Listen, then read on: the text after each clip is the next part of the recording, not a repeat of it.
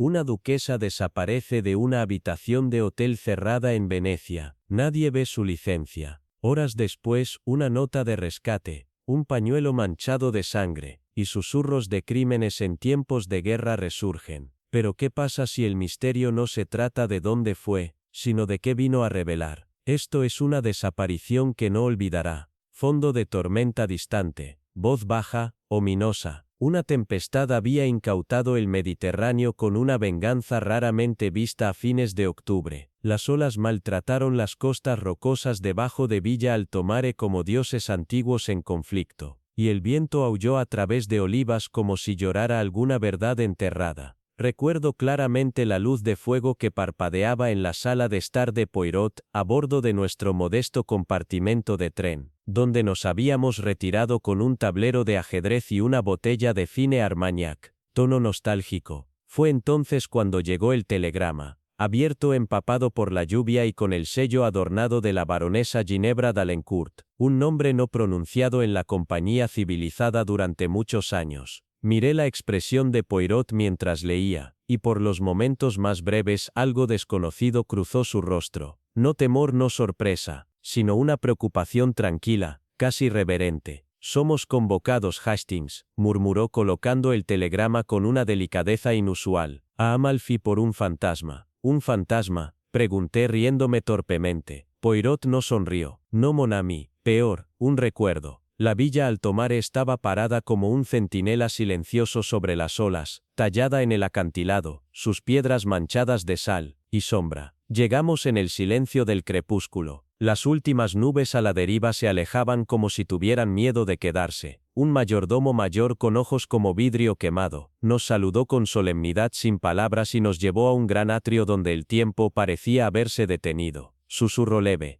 Una lámpara de araña de cristal ennegrecido se balanceaba suavemente del techo, sus fragmentos susurrando secretos con cada movimiento. Allí por el vasto hogar se encontraba la baronesa, más delgada e imposiblemente pálida, y cubierta de sedas de luto, a pesar de la ausencia de un funeral. Su voz cuando habló, era terciopelo frío y afilado. «Monsieur Poirot», dijo, «no esperaba que vinieras en persona». Madame se inclinó. «Poirot, uno no ignora un eco que se ha vuelto más fuerte con el tiempo». Y entonces lo dijo, la línea que pondría las ruedas de esta tragedia en movimiento. «Mi hijo no se cayó, fue empujado». Tono dramático. Leonardo d'Alencourt había muerto hace un año, o eso decían los susurros locales tras un paso en falso a lo largo del paseo en el acantilado. Un trágico accidente. Pero la baronesa nunca lo creyó, y ahora en la víspera de su cumpleaños, ella deseaba demostrarlo. Nos presentó a aquellos que habían estado en la villa esa noche, los más seguidos como la familia por igual, todos todavía aquí, aún persistiendo como fantasmas, que nunca se habían ido del todo. Estaba Claudia, la prometida de Leonardo, cuyas sonrisas eran demasiado ensayadas, y cuyos ojos se movían con demasiada frecuencia hacia el mar. Su primo Mateo, un poeta con cicatrices de guerra que rara vez hablaba, pero cuya revista insinuaba resentimientos enterrados. El sacerdote de la familia, el padre Beniamino, con su Biblia desgastada, y las manos temblorosas. Y finalmente, la enigmática institutriz francesa, Mademoiselle Véronique, quien afirmó haber escuchado el último grito de Leonardo desde su ventana, pero que curiosamente no había hecho nada. Tono de sospecha. En el gran pasillo se encontraba el retrato de Leonardo, sus ojos, una vez pintados con la promesa de los jóvenes, pero ahora de alguna manera alterado. El iris izquierdo se había rayado crudamente, como si un clavo en un ataque de ira lo hubiera atravesado. Poirot se quedó en silencio ante el lienzo. «Imagined», dijo Pitue, «uluculano Pitue la cara que porito a velodiar pasca. La carbastis no pito a carolaridos no pito a poito lobo restitos gesre. Arasulito potar tardo para estar la tectoro no dale dos cosas lobo. Y chardaron la dos la genio for ni stobi la carbaste que el freito el aribos colbato y todos los das disgulag penfelo alifema no es la carono diuta que de la una babes tipo el lobo el nubles no desblanik fenechit de la gozo de lo tinzo mira lobo hecho el doctor de la Luis. Encontramos la biblioteca desbloqueada. La puerta se balanceaba, como un aliento. En el interior, alguien había desenterrado un viejo paquete de letras, parcialmente quemado, escondido detrás de un panel falso en la chimenea. Hablaban de la traición, de deudas, de un triángulo amoroso, mucho más feo de lo que nadie había sospechado. Una carta en particular llevaba la letra de la baronesa, rogándole a Leonardo que reconsidere su compromiso, para que no selles tu destino a una mujer cuyo pasado es tan falso como su nombre. Los ojos de Poirot brillaban con una intensidad tranquila. Ah, las semillas no se sembraron en asesinato, Hastings, sino en el engaño. Solo debemos seguir las raíces. Durante el desayuno, Poirot le pidió a cada invitado que describiera la noche de la muerte de Leonardo. Hubo contradicciones, por supuesto, detalles menores fuera de lugar, o confundidos, pero fue la caja de música la que llamó la atención de Poirot. Claudia había afirmado que interpretó el vals favorito de la pareja a las 10 en punto, haciéndose eco por el patio. Sin embargo, la caja, cuando Poirot la examinó, estaba oxidada. El tiempo, parece, dijo suavemente, no ha pasado por este mecanismo, y sin embargo la mentira ha bailado libremente. El silencio que siguió fue pesado, de temor. Más tarde ese día, Poirot solicitó ver la antigua capilla familiar, ubicada debajo de los acantilados, accesible solo por una escalera sinuosa. El padre Beniamino dudó, pero nos llevó allí. Lo que encontramos, enfrió la columna. Detrás del altar, una puerta oculta reveló una cripta, reutilizada desde los días del abuelo de Leonardo, y allí debajo de las hojas de polvo, había una caja, pequeña, cerrada y manchada. En su interior, un pañuelo de sangre, un gemelo plateado grabado con las iniciales de Leonardo, y el rosario de la institutriz. Mademoiselle Veronique se desmayó, antes de que pudiera hablar una palabra. Esa noche, el salón se sintió como un teatro que esperaba su acto final. Poirot los reunió a todos, Claudia, Mateo, padre Beniamino, la baronesa, y se paró tranquilamente por el hogar. La verdad, mes amis, es como el mar, dijo, se esconde debajo de sus restos superficiales, anclas, huesos, pero finalmente lleva todo a tierra. Comenzó a revelar la red.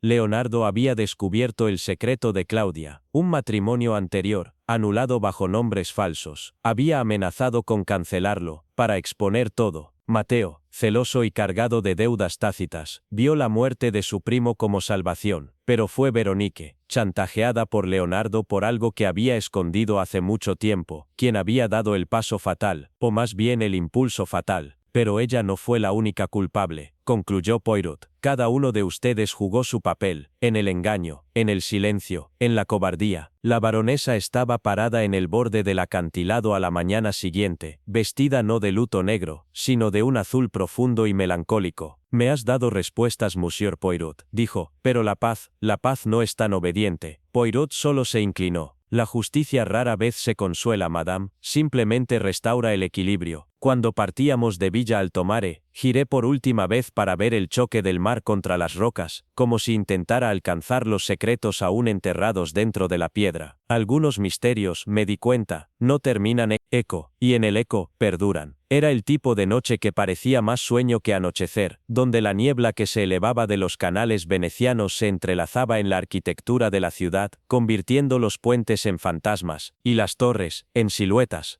Hercule Poirot y yo habíamos llegado solo esa mañana, con la intención de nada más siniestro que una semana tranquila entre galerías y cafés. La invitación, escrita a mano y débilmente perfumada, había venido de Lady Araminta Carlyle, una inglesa de riqueza y viudez que se había retirado al desmoronado Palazzo San Martino con su compañera más joven, y una colección de invitados. El palazzo era una magnífica decadencia de la historia. Se deshacía en tonos de rosa quemada, con ventanas enrejadas por hiedra de hierro y un campanario largo y en desuso, salvo una curiosa tradición local. Una vez al año, en el solsticio de invierno se suena una sola campana, a medianoche. Lady Araminta nos había invitado a presenciar la ocasión. Poirot, nunca uno para rechazar lo peculiar ni lo aristocrático, aceptó con el más leve de suspiros divertidos. Recuerdo la atmósfera en el gran comedor esa noche, el brillo opaco de los apliques de plata, los tapices que se agitaban, aunque no los tocara la brisa. Los invitados eran pocos, pero sorprendentes. La señorita Isolde Drake, una tutora de música angular, cuyas manos enguantadas nunca dejaban de temblar. El coronel Wentworth, un hombre cuyo bigote era tan rígido como sus opiniones. La señora Beatrice Rossetti, una diva de ópera en declive con una inclinación por las caminatas de medianoche. Y la esquiva compañera, señorita Elodie Vane, joven, pálida, e insondablemente quieta.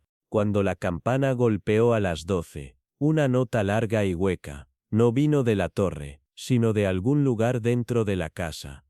Nos levantamos como uno, algunos con sorpresa, otros con miedo. Solo Poichor permaneció sentado, su mirada fija no en la habitación, sino en el corredor oscuro más allá. El silencio que siguió al tañido fue total. Luego vino el grito. Tono tenso alarmante. Hizo eco desde los pisos superiores, delgado y distante. Yo ya estaba a medio camino de la escalera, antes de darme cuenta de que Poichor no se había movido. Déjalos ir, dijo en voz baja. Iremos cuando llegue el segundo grito. Me volví sorprendido. ¿Esperas otro? No espero, respondió, levantándose al fin. Yo deduzco, y como si sus palabras se convirtieran en profecía, fue un segundo grito, más agudo, más afilado. Este no fue de miedo, sino de ira. Ascendimos al campanario, esa torre olvidada que se alzaba por encima de la laguna como una reliquia de juicio. Allí debajo de un panel destrozado, yacía el coronel Wentworth. La sangre de su sien había comenzado a enfriarse contra la antigua piedra. La señorita Drake se desmayó. La campana, sin tocar durante años, se balanceó ligeramente en su cadena. Lady Araminta insistió en que el cuerpo no se retirara hasta que Poichor lo examinara. Su calma era asombrosa. Uno no invita a una mente como la tuya solo para conversar, Monsieur, dijo bebiendo de un vaso de brandy. No soy tan ingenua como para confundir la coincidencia del destino. Poichor asintió gravemente y se volvió hacia la habitación. Nadie debe salir del palazzo. En las horas que siguieron supimos que el coronel Wentworth se había discutido con casi todos los invitados. Su desdén no era sutil, y sus opiniones a menudo estaban vestidas como insultos, pero Poichor estaba menos interesado en enemistades que en patrones. Preguntó por la campana, quién tenía acceso al mecanismo, quién tenía llaves de la torre, y curiosamente quién entre ellos podía leer música. ¿Crees que esto fue orquestado?, pregunté. Poichor golpeó su nariz. My wee Hastings, el asesinato no es simplemente una escritura, es una composición. Poichor solicitó examinar las posesiones del difunto coronel. Entre ellas encontró un diario, meticulosamente conservado, salvo durante las últimas 2 semanas que estaban completamente en blanco. Algo cambió, murmuró Poichor. Un hombre no abandona el hábito sin causa. Entrevistamos a la señorita Rossetti en la sala de música. Ella no habló del coronel, sino del palazzo. Una vez fue un convento, ¿lo sabías?, dijo Lon. Una leyenda encantadora, respondió Poichor. Pero, son los fantasmas actuales los que me preocupan. La señorita Vane, la compañera, seguía siendo esquiva, evitaba las respuestas directas, daba evasivas cosidas de cortesía, y retrocedía cada vez que se mencionaba el campanario. Poichor la observaba, con una intensidad creciente. Fue en el tercer día que llegó el sobre, ceñido en cera roja, dirigido a Poichor, y deslizado por debajo de la puerta de nuestra suite compartida. Dentro, había una sola frase: pregúntale por la ventana. Esa tarde, Poichor trajo a Lady Araminta al campanario. Dijiste que nadie usa este lugar. Sin embargo, hay una nueva huella en el polvo. Ella levantó una ceja. ¿Presumes que no era el coronel? Poichor sonrió. Llevaba brogues. Esta es una zapatilla de dama, una estrecha, y se detuvo por la ventana rota, antes de que sonara la campana. Ella no respondió. Poichor no presionó. En plena noche, Poichor me llevó nuevamente a la torre. No traiga vela, susurró. Que la casa vea, solo sus propias sombras. Allí, en la oscuridad, golpeó a lo largo de la pared, hasta que respondió un sonido hueco, un nicho oculto. Dentro, una hoja de música doblada, titulada La campana de San Martino. Debajo de las notas estaba garabateada una línea en italiano. Il sangue non dimentica. A tono pausado. Final poderoso. La sangre no se olvida. El papel era viejo pero la tinta estaba fresca. A la mañana siguiente, Poirot pidió a todos los invitados que se reunieran en el salón. La señorita Vane fue la última en llegar, con los ojos huecos. Poirot comenzó suavemente. Mademoiselle, una vez entrenaste como pianista de concierto, ¿no? Ella se estremeció. Yo bruscamente. Compusiste esa música, dijo Poirot, la música que sonó a medianoche, una melodía no de campanas sino de venganza. Se derrumbó en la silla. La verdad cayó en fragmentos. Una vez estuvo comprometida con el hijo del coronel, una historia de amor que terminó en escándalo y exilio cuando el coronel la acusó de robo. Con su reputación arruinada, se refugió con Lady Araminta, quien conocía la historia, y que según sospechaba Poirot, había planeado toda esta reunión para provocar justicia. Solo quise que él escuchara la campana, susurró Elodie. No morir.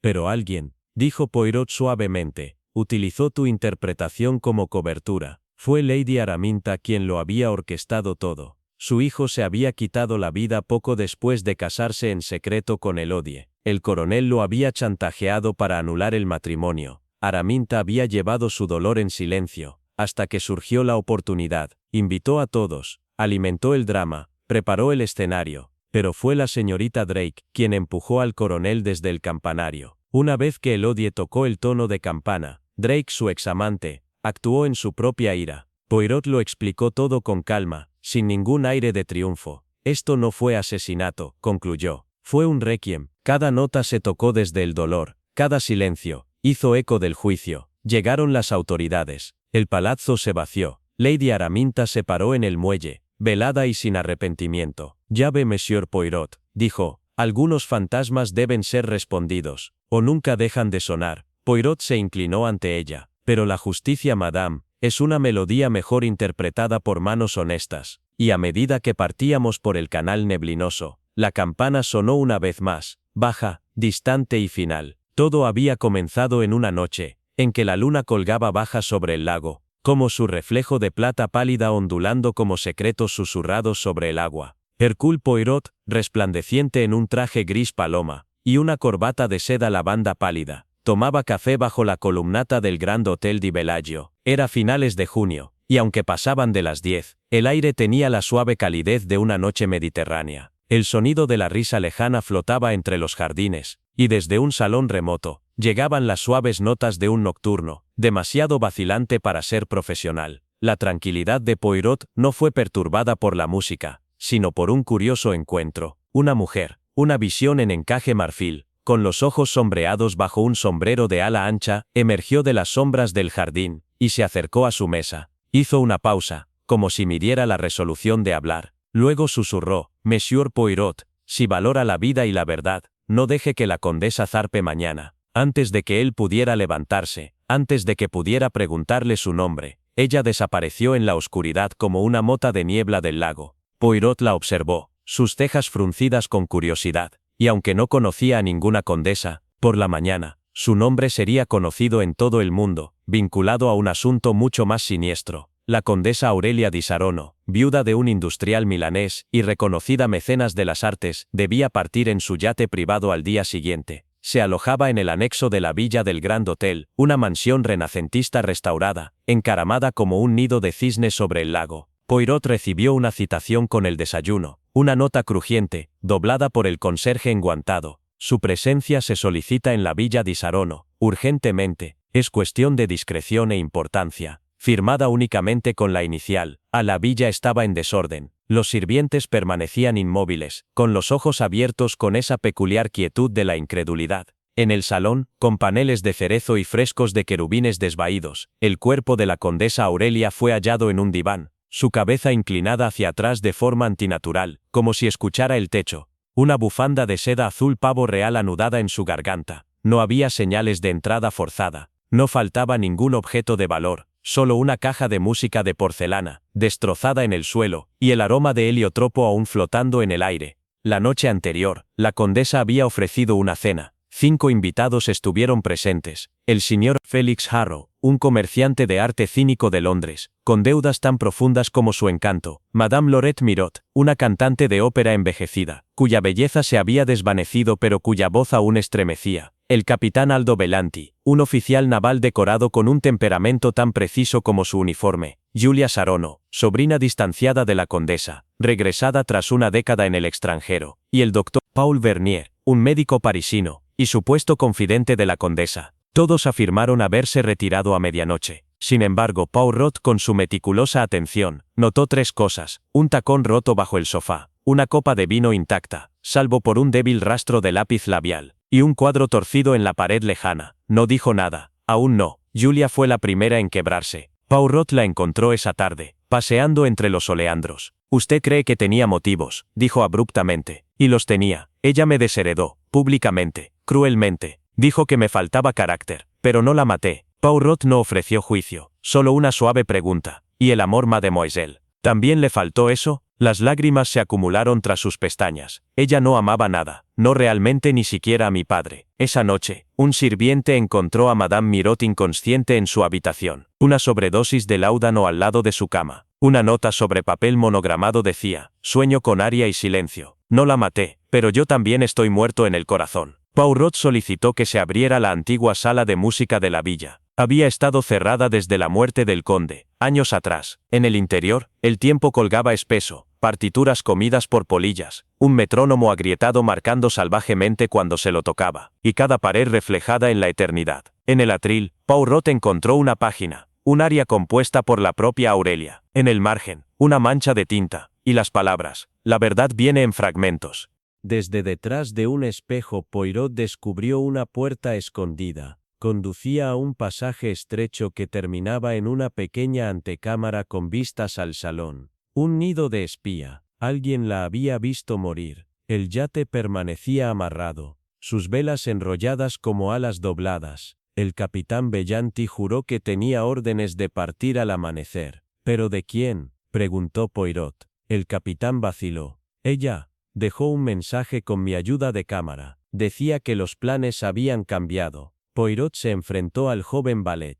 El muchacho se sonrojó y confesó: no había llegado ningún mensaje, pero había visto a alguien deslizarse a bordo la noche anterior. El comerciante de arte Harrow. Bajo interrogatorio, Harrow admitió que había intentado robar un broche de joyas de la colección de la condesa, pero cuando la encontré, confesó amargamente, ya estaba muerta. Poirot reunió a todos en el salón, iluminado por candelabros. El viento del lago suspiraba a través de las persianas. He estado muy perturbado por este caso, comenzó, con los ojos recorriendo cada rostro, porque no se trata simplemente de un asesinato. Es una historia de amor, vendida, desesperada y asustada. Se volvió hacia el doctor Bernier. La amabas. El médico bajó la cabeza. Durante años ella nunca lo admitiría. Decía que el amor era debilidad. Pero esa noche me pidió que me quedara. Poirot asintió. Y te quedaste, en las sombras, observando, sabiendo que ella tenía intención de destruir la vida de alguien con una carta que nunca publicó.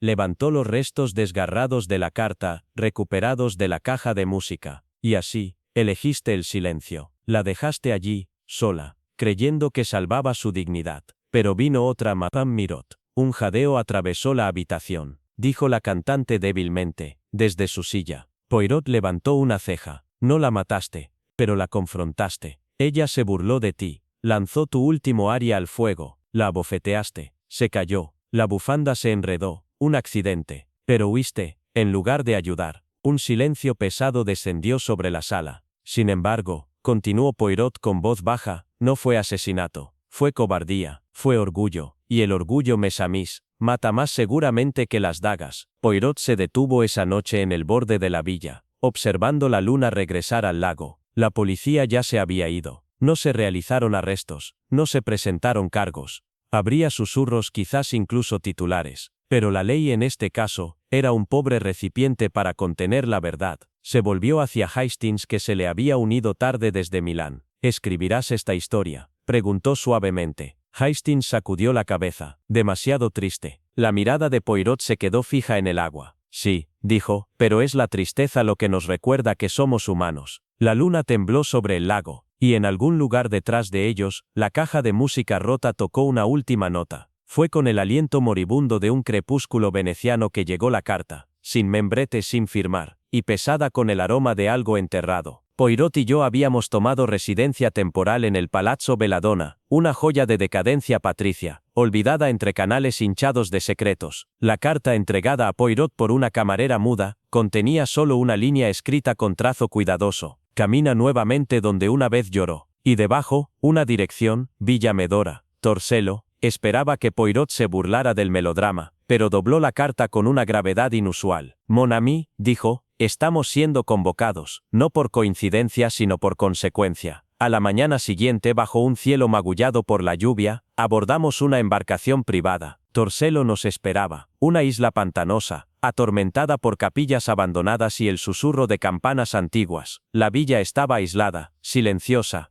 ahogada en hiedra, y dormida tras portones de hierro forjado. Tenía el aire de una casa que acaba de despertar de su propio funeral. Nos recibió Madame Isolde de la Roche, una viuda de considerable altivez, que nos dio la bienvenida con una compostura teñida de resignación. Su voz, como su vestido de luto, llevaba una dignidad cargada de tristeza. «Han venido por mi hija Celeste», dijo sin rodeos. «Ella ha regresado, creo para atormentar a los vivos». «Pero madame», protesté, «seguramente su hija está muerta». «Sí, desde hace 10 años, pero su habitación ya no es como la dejamos. Anoche, el aroma de violetas volvió, su perfume favorito, y su retrato». Lloró. Poirot no respondió de inmediato. Se movió por la habitación con su ya habitual delicadeza, examinando cada rincón como si la arquitectura misma pudiera confesar. Finalmente, se volvió hacia ella. «Madame, ¿cree usted que alguien intenta conjurar su presencia? O quizá, ocultar un crimen más reciente tras un fantasma más antiguo?» Sus labios temblaron. «Lo comprenderán, cuando vean su habitación». La habitación en cuestión había sido sellada. Isolde la cerraba con llave todos los años, en el aniversario de la muerte de Celeste. Pero esa mañana, al abrirla, el aire estaba recién perturbado. El perfume, inequívocamente floral, flotaba como un recuerdo que se niega a morir. Y en el tocador, un relicario, enterrado con Celeste, según creían, descansaba ahora sobre un pañuelo de seda plegado, bordado con un solo hilo carmesí. Poirot examinó la habitación meticulosamente. La ventana estaba asegurada desde el interior. No había signos de entrada forzada. Sin embargo, el polvo había sido alterado, la ropa de cama, sutilmente arrugada, y la puerta del armario entreabierta, revelando un solo vestido ausente, un vestido lavanda, conocido por viejas fotografías como «el favorito de Celeste». «Es más irregular», murmuró Poirot, con tono grave. «No es el fantasma que seguimos, Hastings, es la ilusión de uno». Tomamos el té con los habitantes del hogar, el jardinero silencioso, Mateo, la señorita Denham, cuya postura era rígida como una vara incluso en reposo, y el padre Tomás, el sacerdote del pueblo que conocía a Celeste desde su nacimiento. «Es un dolor seguramente», insistió la señorita Denham, con el ceño fruncido. «Madame nunca se ha recuperado realmente. La he escuchado hablar con las sombras, y sin embargo», agregó el padre Tomás solemnemente, «hay algo inquieto sobre esta tierra, esta casa. La campana de San Fosca suena a horas extrañas, y siempre, siempre antes de una muerte». La mirada de Poirot se demoró en el sacerdote. «¿Cree usted que la muerte camina aquí, padre?» «No», respondió el sacerdote sin dudar, «pero creo que alguien desea que creamos que lo hace. El descubrimiento llegó por accidente, o más bien por diseño, como reveló Poirot más tarde, debajo de un piso suelto en la habitación de Celeste. Hastings y yo encontramos una caja de cartas, no enviadas, no firmadas, no leídas, todas dirigidas a un tal B. Hablaban de atrapamiento, de anhelo, de traición. «Lea entre líneas, Hastings», dijo Poirot, tocando el pergamino con delicadeza. «La tinta puede estar seca, pero la herida sigue fresca. Celeste amaba a alguien que no podía nombrar, alguien que devolvió ese amor, mal. Sospechas del jardinero. Demasiado rústico, demasiado obvio. No, este es el trabajo de alguien que enmascara la violencia, con poesía». Le pidió a Madame Laroche que encendiera una vela en la habitación de Celeste, y dejara la puerta ligeramente entreabierta. Permaneció dentro, en silencio, inmóvil, durante casi 2 horas. Luego, más allá de la medianoche, la vela se extinguió, no por el viento, sino por una respiración deliberada. Él emergió, pálido, agitado. «Ella no está muerta, Hastings», dijo en voz baja. «O si lo está, entonces alguien busca revivir su leyenda como pretexto para...» «¿Qué viste?», pregunté, conteniendo el aliento. «No es lo que vi, sino lo que escuché. Pasos, familiares, medidos, se detuvieron frente al espejo, y luego hizo una pausa. Su voz era apenas un susurro.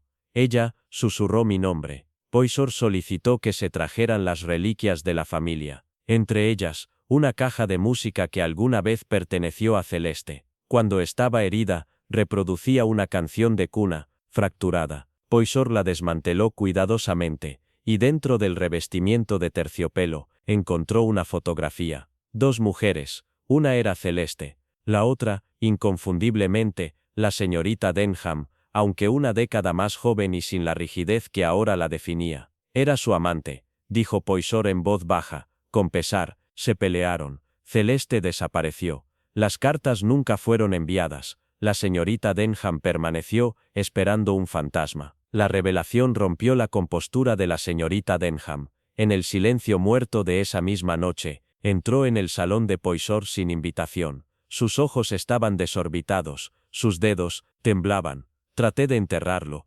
confesó, entre lágrimas. La vergüenza, el amor, pero ella regresó, o alguien quiere que lo haga. ¿No la mataste?, preguntó Poisson con una suavidad inquietante. No, se fue, se escapó, les dejé que todos creyeran que, ¿por qué regresar ahora? Creo que, nunca se fue, creo que nos mira, desde la capilla, desde las sombras. Al amanecer, Poisson exigió que se abriera la capilla. Debajo de las tablas del piso, encontró lo que el padre Tomás había sospechado durante mucho tiempo, pero nunca se atrevió a decir en voz alta: un segundo entierro, no notificado, oculto, celeste, un vestido de lavanda desvaída, un relicario oxidado, y en su mano, una carta final, no destacada, dirigida a B. Poisson lloró entonces, silenciosamente, profundamente. La señorita Denham no huyó, tampoco protestó cuando llegó la policía, solo pidió una cosa a Poisson: lea la carta, en voz alta, y él lo hizo. Te amo, decía la carta,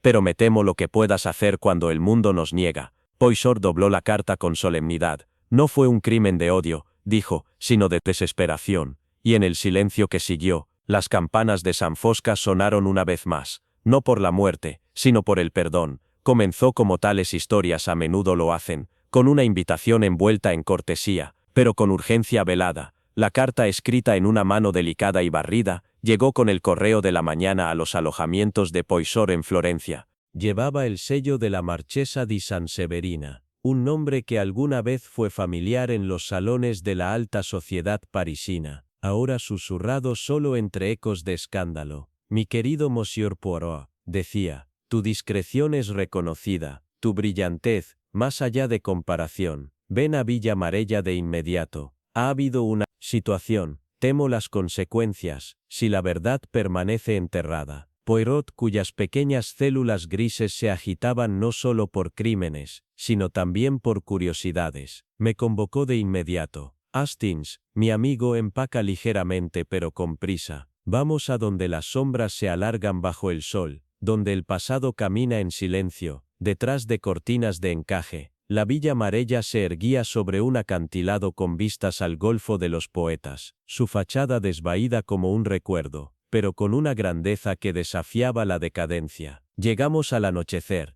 El mar abajo murmuraba secretos a las rocas. La marchesa nos recibió en un salón que olía débilmente a lavanda y barniz antiguo. Su edad se mostraba más en sus ojos que en su piel. Está muerto Monsieur Poirot, mi sobrino Arturo, y aunque lo llaman un accidente, mi corazón me dice que no es así. Arturo di San Severina, solo 27 años, había sido el heredero del título y de la fortuna familiar. Fue encontrado sin vida en su estudio, desplomado frente a un retrato a medio terminar, uno que había estado pintando obsesivamente durante semanas, sin heridas, sin signos de violencia, solo un vaso de vino intacto junto a su codo, y el rastro más leve de un aroma a almendras amargas, flotando en el aire. Los médicos dicen que era su corazón, dijo Lucía, la prometida de Arturo, con una voz tan frágil como la taza de té en la mano. Pero el corazón de Arturo era fuerte, nadaba todas las mañanas en la cala. Poirot examinó el estudio. La habitación no mostraba signos de lucha, solo silencio y sombras. El retrato era curioso. Una mujer, no Lucía, mirando hacia afuera con ojos que parecían acusar. La pincelada alrededor de la boca estaba inacabada, como detenida por un temblor repentino. Verás, Hastings, murmuró Poirot, aquí tenemos a un hombre que muere en silencio, pero no naturalmente, un retrato de una mujer que no nombra, y una villa donde incluso las paredes escuchan. Villa Marella albergaba más que tristeza. Estaba Sofía, la hermana de Arturo, que deambulaba por sus pasillos como un espectro, murmurando medias versos de ópera. El doctor Lorenzo Bellini, amigo y médico de la familia, que declaró la muerte de Arturo natural con sorprendente prisa, y el viejo sirviente Conti, el cuidador, cuyos ojos nunca dejaban los acantilados cuando el sol bajaba. Poirot los entrevistó a cada uno, bajo los frescos que se desvanecían en el salón. Arturo cambió después de que regresó de París, dijo Sofía, con las manos fuertemente envueltas en un chal. Se volvió reservado, distante. A veces lo encontraba mirando el mar durante horas. Una vez, lo vi quemar una carta en la chimenea. El doctor Bellini, un hombre de papada pesada y temperamento rápido, desestimó la noción de juego sucio, veneno, sin sentido. El chico estaba bajo una gran tensión. La herencia, el compromiso, la responsabilidad,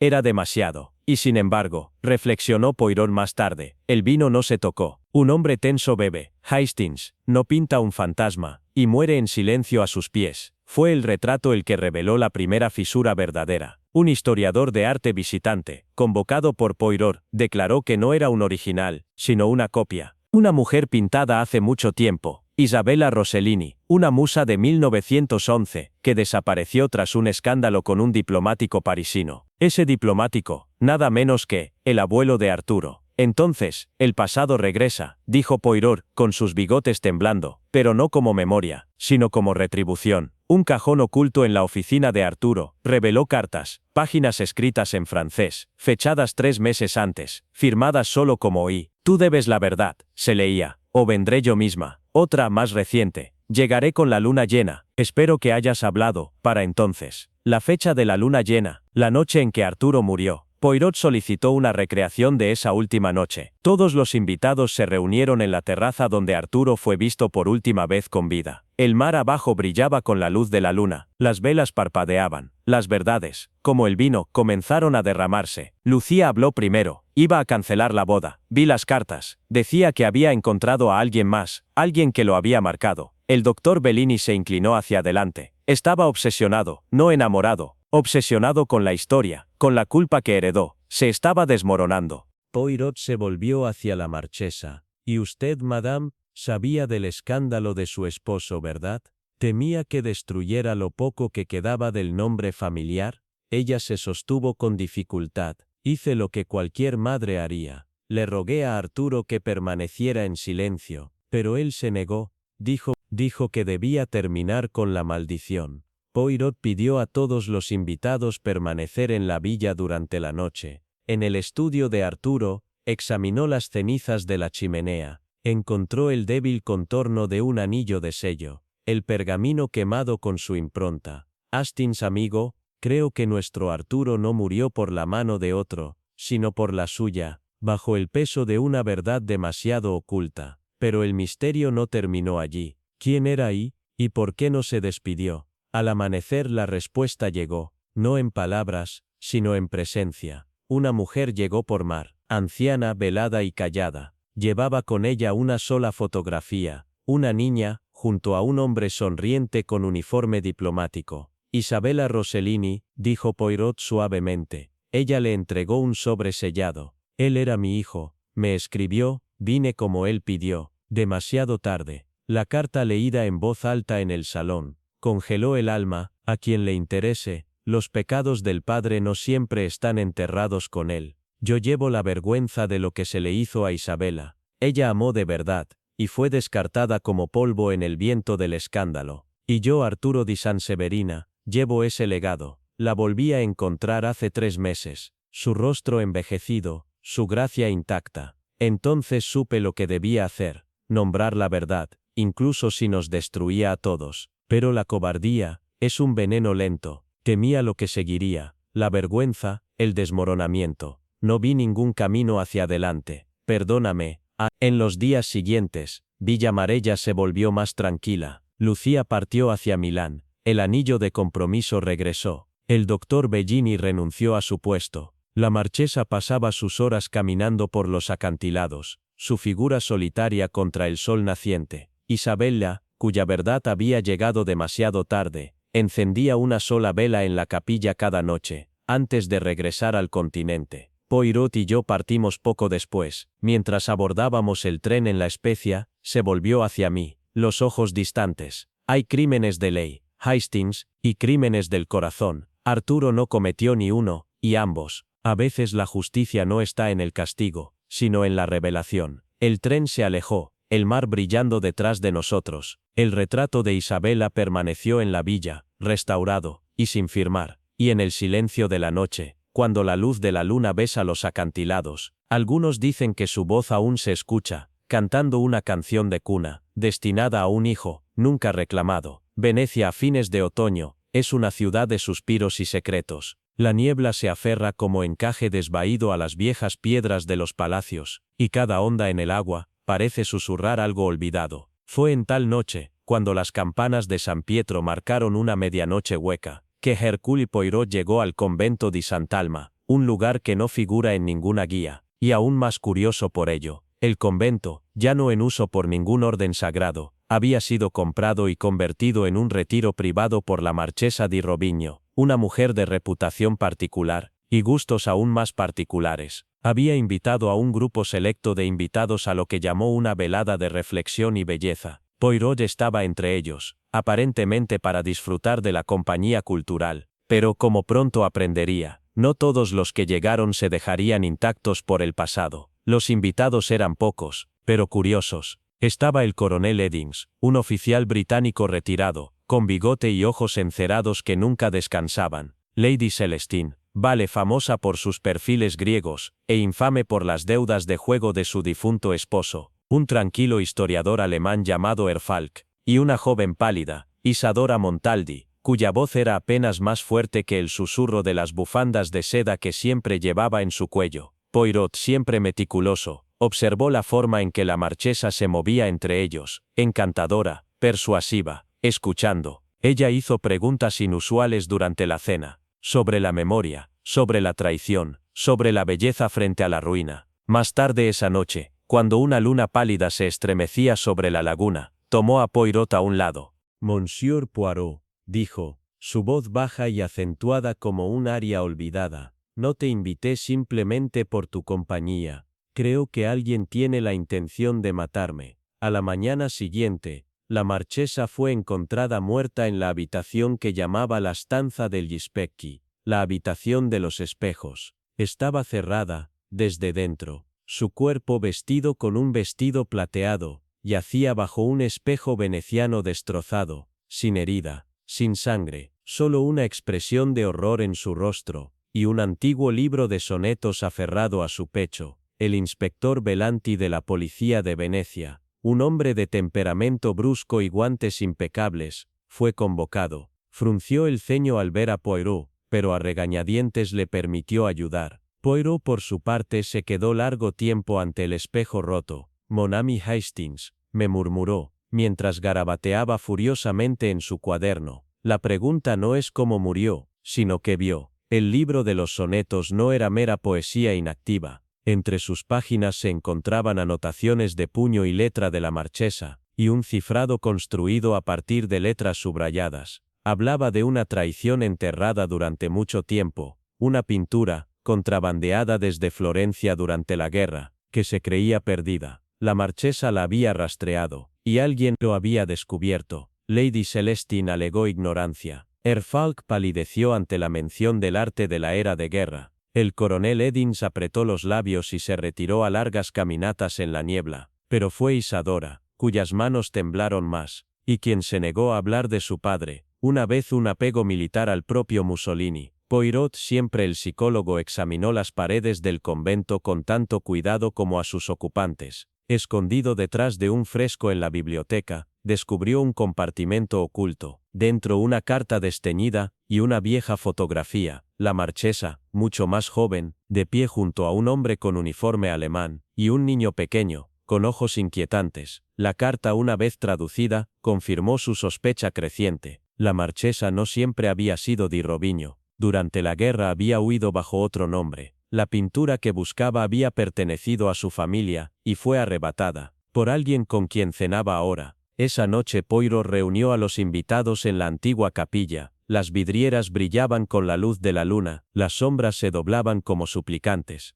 Habló suavemente, con precisión. La marchesa no temía la muerte, temía el silencio, temía que la verdad permaneciera oculta. Pero no lo hará, porque yo la he encontrado. Y entonces se volvió hacia Isadora. Su confesión surgió como la lluvia caída, suave e inevitable, llena de dolor. La marchesa era su madre. No había venido como invitada, sino como un último intento de reconciliación. Había descubierto el papel de su padre en los robos de arte durante la guerra. La pintura que su madre buscaba estaba, en su villa, escondida durante décadas. Pero cuando su madre la confrontó con la verdad, Isadora entró en pánico, huyó, escuchó el choque del espejo desde el corredor, pero no la había matado. Poirot asintió con suavidad. Dices la verdad, pero el espejo no fue un accidente. El coronel Eddings había estado callado demasiado tiempo. Poirot lo confrontó, con el cifrado, con la carta, y con la fotografía. Resultó que el coronel había estado en Florencia durante la guerra. Su misión, recuperar arte en peligro de extinción. Pero, vendió la pintura.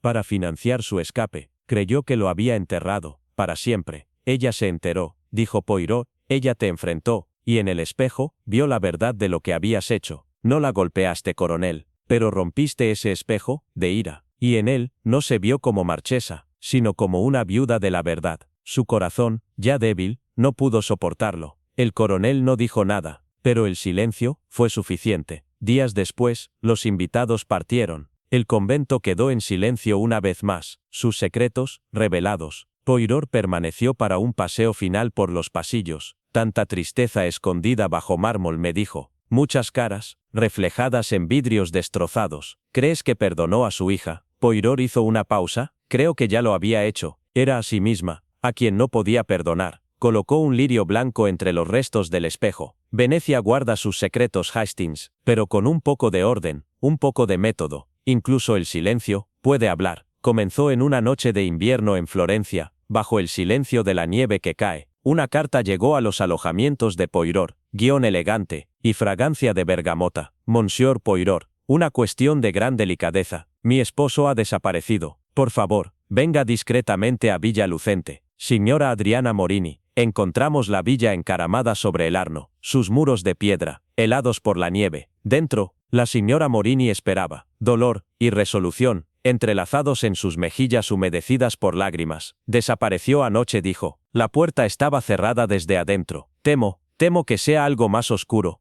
La mirada de Poirot, reflexiva y sondeadora, se demoró en la débil luz de las velas que se reflejaba en las ventanas arqueadas. Iluminaremos lo que acecha en las sombras, respondió suavemente. A la mañana siguiente reveló más que una ausencia. En el estudio donde se había visto a Signore Morini por última vez, el cajón del escritorio estaba abierto y vacío, salvo por un libro mayor. Sus páginas garabateadas con entradas, revelaban pagos misteriosos a nombres desconocidos, fechados durante la guerra. Un anillo de sello de oro yacía abandonado en el piso, abollado y empañado. El inspector Bellucci, cortés pero pragmático, no declaró ningún delito, solo desaparición, hasta tener más pruebas. Sin embargo, las pequeñas células grises de Poirot se agitaron. Un libro mayor cuenta la historia no de los hechos de ayer, sino de los ocultos hace mucho tiempo. Reflexionó a Hastings. Debemos encontrar tanto al firmante como la firma. Nuestra próxima reunión fue con Marco, retenedor y jardinero de la villa, que había sido maldecido con silencio desde la última gala de Signore Morini. Nos llamó al jardín, bajo un ciprés sin hojas, su mano temblando mientras ofrecía una nota doblada. Conóceme a la medianoche junto a la fuente. No estaba firmada. Marco solo dijo con voz baja. La encontré en su escritorio. La colocó allí mismo. Poirot presionó suavemente, pero el silencio del hombre permaneció inútil. Al golpe de las 12, Poirot y yo nos deslizamos al jardín. La fuente congelada brillaba a la luz de la luna. Surgió una figura, envuelta en un abrigo oscuro y sombrero, rostro oculto. Ante el saludo de Poirot, el extraño permaneció quieto. Luego, desde su bolsillo, sacó una sola página arrancada del libro mayor, manchada con una gota de vino tinto. Me dijeron que entregara esto, susurró, pero entonces se había ido. Huyó antes de que pudiéramos preguntarle nombres. Poirot se embolsó la página. Observe, Hastings, las pistas rara vez se dan tan libremente, se dejan caer para ser encontradas, cuando uno está listo para ver. Ese día, examinando el libro mayor bajo la luz del fuego, Poirot descubrió iniciales encriptadas, AM, nuevamente. Debajo de cada una ubicación, Praga, Budapest, Viena. Las colecciones se movieron durante la guerra a través de contrabandistas y diplomáticos de arte. Signore Morini, al parecer, había mantenido registros. registros que alguien quería suprimir, una camiseta nocturna faltante, de la cocinera de la villa, todavía con el aroma de perfume, sugería la presencia de una mujer. Sin embargo, ninguna mujer afirmó haber visitado. Al final de la tarde, llegó un avance. En el salón Poirot olfateó el aire. Lila, murmuró, inusual en invierno. De hecho, un solo pétalo morado yacía junto a la chimenea. Más tarde, un jardinero confesó haber retirado esquejes de una rama cerca del camino, truncada la noche anterior a la desaparición. Poirot hizo una llamada al compatriota de Marco en la ciudad, un florista. La asociación surgió: aceite de lavanda, pétalos de lila, rituales nocturnos, y un nombre: Emilia Mariani, prima de Signora Morini, ausente de la lista de invitados, pero presente en el libro secreto de su esposo. Encontramos a Emilia alojada a millas de distancia, en una pensión. Admitió haber visitado la villa esa noche, pero solo para suplicar. Él prometió que seríamos socios, confesó. Socios en escándalo, o en justicia. Había descubierto el libro mayor y vino a pedirle que lo destruyera. Él se negó. Discutieron. Ella se marchó, y luego dijo ella con voz embrujada. Hubo solo silencio. Poirot tomó su mano con suavidad. Mademoiselle, no lo silenciaste, pero otro puede haberlo hecho. Extrajo una nota de su abrigo, una nota de rescate que exigía una gran suma para devolver a Signore Morini. De vuelta en la villa, Poirot reunió a todos: Signora Morini, Emilia, Marco, el inspector Bellucci y el jardinero reticente. En el estudio, bajo el destello de la luz de las velas, Poirot explicó: el libro mayor, pagos destinados a financiar reclamos a largo plazo, relacionados con familias saqueadas durante la guerra. El rescate, una estratagema de aquellos amenazados por la exposición. El verdadero culpable, Signore Morini, desplazado por la culpa, organizó su propia desaparición y el rescate para proteger la campaña de Emilia. Ilícita, sí, pero reveladora. Su culpa no era de robo, concluyó Poirot, sino de amor y de miedo. Miedo a aquellos que se beneficiarían de la oscuridad. Se ha escondido a la vista. Emilia jadeó. Huyó para protegerme. Al sonido de pasos, la puerta del jardín se abrió. Allí estaba de pie, Signore Morini, frágil, pero vivo, temblando de lágrimas. No pude dejar que la destruyeran, susurró. En los días que siguieron, la villa volvió a ser pacífica. La nota de rescate se remontaba a un corredor de arte conocido por ambos cónyuges. No se acusó a ningún delito. La verdad, una vez revelada, sostenía justicia bajo su luz. En la última noche, Poirot y yo caminamos bajo el pórtico iluminado por la luna. Mon ami, dijo suavemente, la justicia es más que un castigo, es revelación, las sombras que se pueden ver a la luz del día. ¿Y el amor?, pregunté. Él miró hacia la villa. El amor es el perdón, incluso cuando nos une al silencio. Las campanas de Florencia sonaron la medianoche cuando regresamos a nuestro alojamiento. Otro caso cerrado, otra lección, aprendida en la tranquila dignidad de la verdad.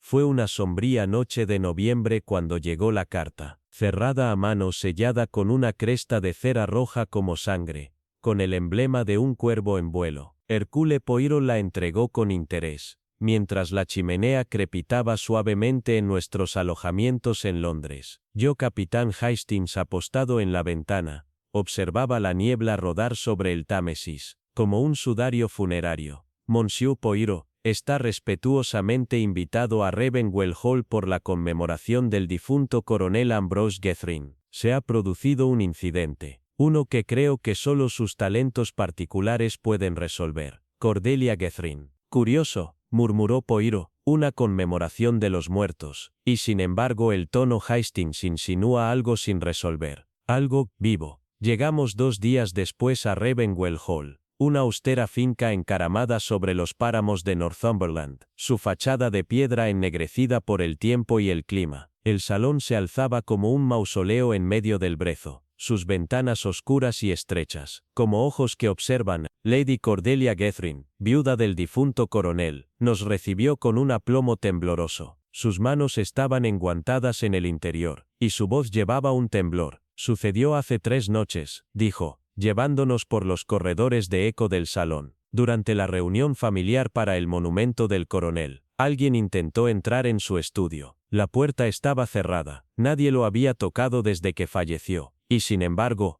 el libro mayor, lo único que él mantenía bajo cerradura y llave, ha desaparecido. Los ojos de Poirot parpadearon, y el coronel murió, ¿cómo? Por su propia mano, o eso dictaminó el forense, pero, nunca lo he creído. El coronel Ambrose Guthrie había sido un hombre de disciplina, legado y severo silencio. Su estudio permanecía intacto. La ceniza reposaba sin ser molestada en la repisa, salvo por un solo conjunto de huellas que conducían al escritorio. El pestillo de la ventana tenía rasguños frescos. La caja fuerte, debajo de las tablas del piso, estaba entreabierta. El libro mayor se había ido. Poirot examinó todo con delicadeza felina. «Hay más aquí que ausencia», murmuró. «Hay memoria». En el suelo yacía un desgarro de pergamino, la esquina de un mapa militar, anotado en lápiz desvaído. Nido de Raven, mayo de 1916. Raven's Nest. Repetí. Suena poético. No, Hastings, dijo Poirot gravemente. Suena como un código. Esa noche conocimos a la familia. Julian Guthrie, el hijo mayor, de ojos fríos. Arabella, la hija amargada que una vez había sido desheredada. El reverendo Claude Guthrie, hermano menor del difunto coronel, y un primo lejano. Elinor March, que hablaba raramente, pero observaba todo. Cada uno reclamó ignorancia del robo. Sin embargo, cada uno tenía razones para codiciar aquello que el coronel había mantenido en secreto, especialmente Julian, quien estaba por heredar la finca en su totalidad, pero cuyas finanzas se rumoreaban tensas. Cuando se les preguntó sobre el nido de Raven, ninguno pudo o quiso decir algo, excepto uno. Más tarde esa noche, el reverendo Claude llevó a Poirot a un lado. El nido de Raven, dijo en voz baja, no era un lugar, era una operación. Durante la Gran Guerra, Ambrose formó parte de eso. Por eso, nunca volvió a dormir en paz. En las pequeñas horas de la mañana, Poirot me convocó. El coronel, dijo, no murió por su propia mano. ¿Qué te hace estar tan seguro? Levantó el revólver militar del coronel, recuperado ese mismo día de una vitrina. No había sido disparado en años, pero el informe del forense afirmaba que fue el arma utilizada. Entonces, ¿qué se usó? Una pistola de calibre .30 común, no rastreable, y no era suya. Miró hacia la ventana, donde la niebla se enroscaba sobre el páramo. Es algo curioso, Hastings. Aquellos que mueren con secretos, a menudo los dejan en susurros. Esta noche, los seguimos. Los ojos de Lady Cordelia brillaban cuando Poirot expuso las contradicciones. Ella no se desmayó ni jadeó, solo bajó la cabeza. Lo sabía, dijo en voz baja. Sabía que no podría haberse quitado la vida, pero no podía probarlo. Confesó haber escuchado voces fuera del estudio la noche en que Ambrose murió. Dos hombres, una conversación acalorada, una voz que no reconoció, la otra era de Julian. Los ojos de Poirot se entrecerraron. Ah, el heredero, el soldado, y el hombre con deudas. Ella asintió lentamente, pero Julian me juró que nunca entró en el estudio, que encontró a nuestro padre ya, se fue, y sin embargo, dijo Poirot, sus botas no llevaban barro, aunque el páramo estaba empapado, no solo había llegado, nunca se había ido. Julian, confrontado, se puso pálido. Sí, admitió, discutí con él, se negó a liberar los fondos fiduciarios, me acusó de cobardía durante la guerra, pero, no lo maté, y el libro mayor, Poirot presionó, lo tomé, sí, pero solo después, estaba intentando destruir lo que él guardaba allí. ¿Y qué contenía? Pregunté yo. Miró hacia abajo. Nombres, códigos. Ambrose chantajeó a hombres durante la guerra, no por dinero, sino por silencio. Se hicieron cosas de las que jamás se habló. La voz de Poirot se volvió baja. Y la conciencia de tu padre despertó en sus últimos días. La mandíbula de Julian se apretó. Había comenzado a escribir cartas a las familias que había arruinado. Poirot no dijo nada por un largo momento. Luego, y alguien deseó que esas cartas nunca fueran enviadas. A la mañana siguiente encontramos la pieza final, en un viejo diario de guerra guardado en el baúl del coronel. Una carta, sin firmar, escrita con una mano temblorosa. Ya no creo en lo que hicimos. Se suponía que el nido de Raven sería salvación. Lo hicimos una horca. Haré las paces, o moriré en el intento. Poirot la leyó en voz alta mientras la familia se reunía. Nadie habló. Entonces, Elinor March, la prima callada, dio un paso adelante. Me confesó, sabe, dijo, 3 días antes de morir, dijo que yo era la única que aún lo miraba sin odio. Alzó la mirada. Julian no lo mató, pero intentó enterrar la verdad. ¿Y tú? Preguntó Poirot suavemente. Le dije que lo hiciera, susurró, que se limpiara. Creí que la verdad curaría, pero ahora, no estoy tan segura. Poirot asintió lentamente. A veces, mademoiselle, la verdad es la cura, y también la herida. Cuando salimos de Ravenwell Hall, bajo un cielo gris, Hastings hizo la pregunta que aún se demoraba en el aire. ¿Crees que se hizo justicia, Poirot? Poirot se detuvo, con el sombrero en la mano. No, Hastings, no justicia, solo claridad.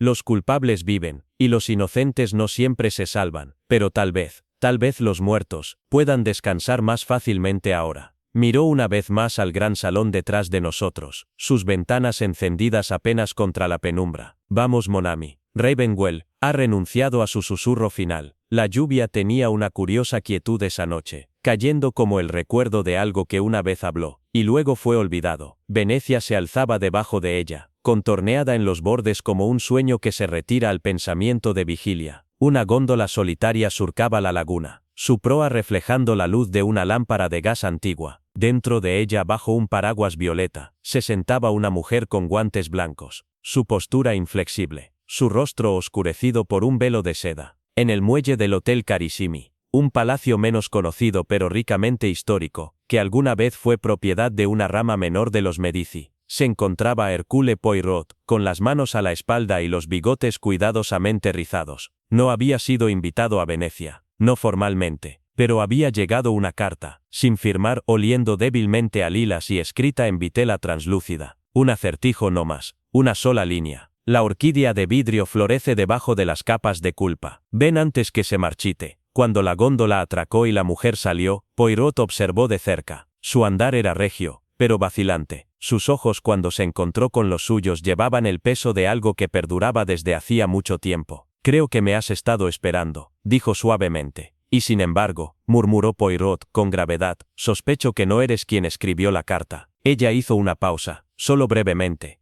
No, monsieur, esa era mi hermana. Entonces temo, dijo Poirot bajando la voz, que ya estamos demasiado tarde. El Hotel Carissimi había sido, en otra era, un convento. Sus pisos superiores aún conservaban rastros de ese pasado, paredes adornadas con frescos desvaídos de santos mártires y largos claustros en silencio perpetuo. Fue en una de esas salas, sellada al uso público, donde, según decían, la tragedia había ocurrido. El nombre de la mujer era la condesa Anneliese von Ritter, nobleza vienesa, recientemente viuda. Su hermana Clara había estado residiendo en el hotel durante 3 meses, investigando la procedencia de una escultura rara, una pieza supuestamente maldita llamada la orquídea de vidrio. No había sido vista desde hacía 5 días. La habitación que había ocupado no se había tocado, cerrada desde adentro, ventanas enganchadas, sin signos de lucha, solo quedaba la escultura, encaramada sobre un pedestal de terciopelo, una orquídea exquisitamente esculpida en vidrio translúcido de Murano, sus pétalos teñidos de rojo como si lloraran. Poirot inspeccionó la habitación en silencio, con Hastings muy cerca. El aire era denso,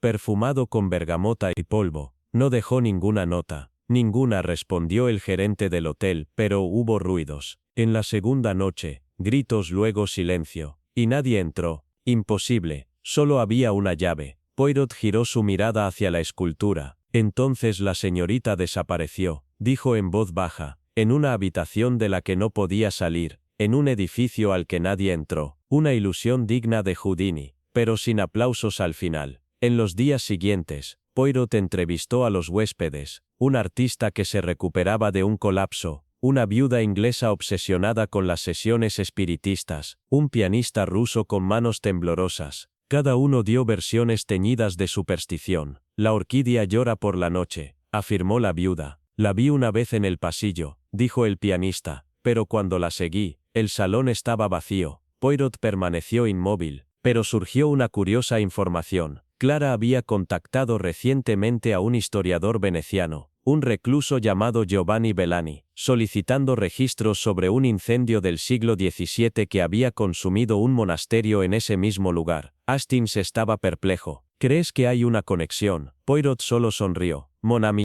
en Venecia, el pasado camina junto a nosotros, no descansa fácilmente. Encontraron a Bellani en una villa desmoronada, repleta de libros y con el aroma húmedo del moho. El hombre era viejo, con los dedos manchados de tinta. Ella estaba cerca, murmuró, demasiado cerca. La orquídea no estaba destinada a ser encontrada. Le entregó a Poirot un pergamino, un inventario. Enumeraba las reliquias perdidas en el fuego de 124, incluida una escultura de vidrio descrita como Fiore del Peccato, la flor del pecado. Decían que capturaba el último aliento de una monja penitente, susurró Bellani, su alma congelada en vidrio. Tal vez una locura piadosa, pero hermosa locura, al fin. Cuando se retiraron Hastings estaba pálido. No crees esas tonterías, ¿verdad? La ceja de Poirot se arqueó con gravedad. No, pero creo que la señorita Clara von Ritter puede que sí las creyera. Esa noche, una tormenta descendió sobre Venecia. Los canales se hincharon. Relámpagos partieron los cielos. En el pasillo oscuro, frente al ala clausurada, Poirot se quedó inmóvil, escuchando. Un golpe suave. No eran pasos, sino el golpeteo rítmico de algo duro. Un bastón, o un trozo de vidrio sobre mármol. Se volvió. La puerta de la habitación de Clara estaba abierta. Corrieron hacia ella. La escultura había desaparecido. En su lugar sobre el terciopelo, reposaba un solo guante blanco. Y junto a él, un trozo de papel rasgado. Yo no soy ella. Nunca lo fui. Al día siguiente, Poirot reunió a todos los huéspedes restantes en el gran salón. No formuló preguntas. Simplemente, observó. Fue el artista quien se quebró primero. La pinté, susurró, en el jardín. Pero, las sombras estaban mal, no proyectaba sombra. Luego la viuda, había voces en mi habitación, susurraban oraciones, en latín. Poirot se volvió entonces hacia la condesa. ¿Y usted, madame, qué verdad ha ocultado? Sus manos temblaron. Ella no era mi hermana, dijo con voz baja. No de verdad,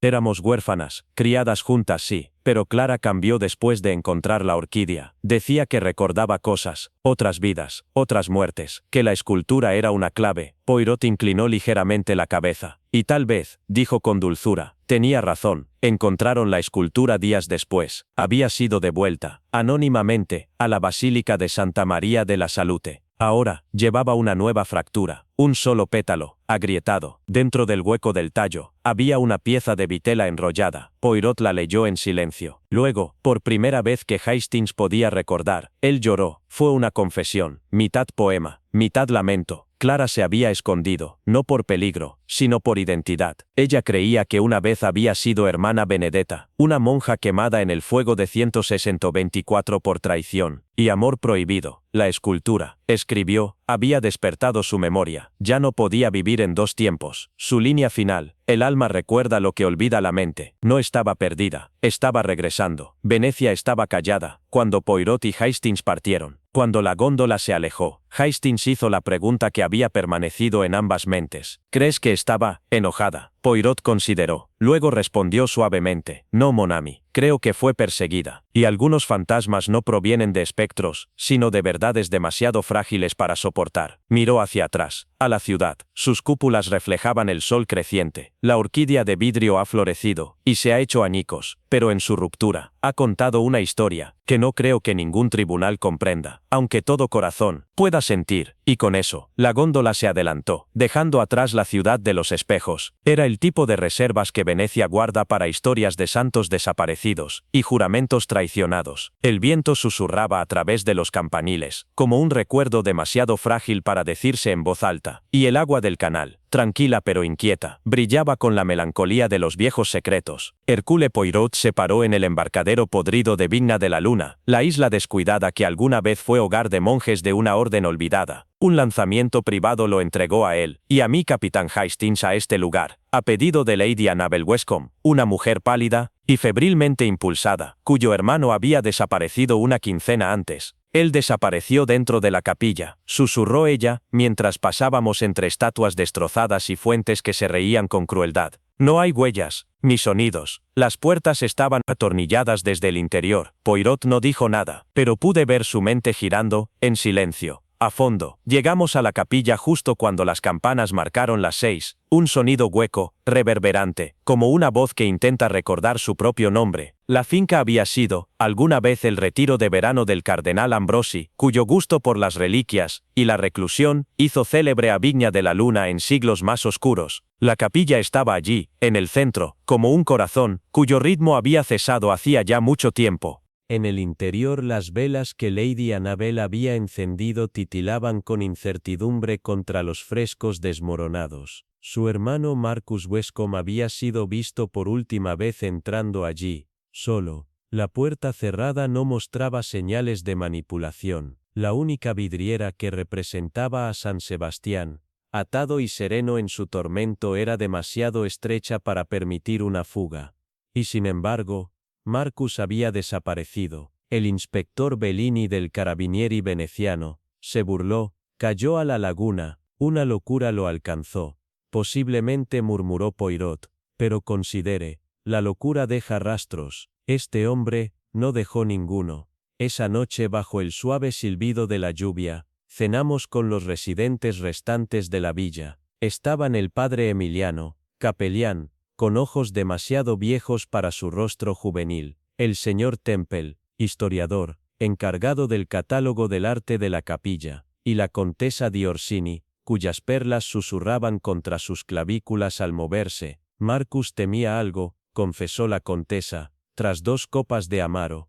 Me dijo que el ícono detrás del altar se había movido. Físicamente, repetí, no físicamente, espiritualmente, dijo que lo miraba. La ceja de Poirot se frunció, no en incredulidad, sino en concentración. Y lo encontraste cambiado antes de su desaparición. Oh sí, susurró ella, había empezado a hablar de penitencia, de secretos que su familia no podía permitirse exponer. El día siguiente trajo tormentas. Permanecimos en la isla, incapaces de irnos, incluso si lo hubiéramos deseado. Poirot insistió en volver a la capilla. Allí, examinó no solo la arquitectura, sino la acústica. Verás, Hastings, dijo, las capillas antiguas como esta fueron diseñadas para llevar susurros. Las confesiones pronunciadas aquí se podían escuchar en toda la nave. Buscamos durante horas. Luego Poirot se detuvo cerca de un azulejo roto, junto al altar. Se arrodilló, tocando suavemente, hasta que respondió con un sonido hueco. Un compartimento oculto. Dentro encontramos una llave de hierro oxidado, y una bolsa de terciopelo llena de esmeraldas sin cortar. Poirot no sonrió. Robadas de la Catedral de Brescia, en 1700, saqueadas en el caos tras la retirada de Napoleón. ¿Cómo diablos llegaron aquí? Esa, Hastings, es la pregunta que vincula a Marcus Westcombe con un secreto enterrado durante más de un siglo. El padre Emiliano confesó, a la luz de las velas, no supe lo que Marcus había encontrado, hasta que fue demasiado tarde. Vino a mí una noche, pálido de terror, hablando de un diario escondido por el mismo cardenal, un libro mayor de confesiones, sobornos y artefactos sagrados robados y vendidos a través de canales secretos. ¿Y ese libro mayor?, preguntó Poirot. ¿Aún existe? Marcus creía que sí, respondió el padre. Dijo que lo descubriría, aunque eso destruyera su nombre. Temple nos interrumpió entonces. No le importaba su reputación, se preocupaba por Annabel. Quería liberarla de la culpa de su familia. Entonces, se desvaneció, sugerí. Poirot negó con la cabeza. Todavía no, Hastings, todavía estamos en la superficie. Esa misma noche, Poirot nos pidió que lo acompañáramos a la capilla una vez más. A la luz de las velas, el icono pintado parecía cambiar. Observa, dijo Poirot, la posición de los ojos del santo. No siguen a los fieles, sino al suelo. Con una palanca prestada de la sala de herramientas de la villa, levantó el mármol bajo el icono. Una escalera de piedra en espiral, en la oscuridad.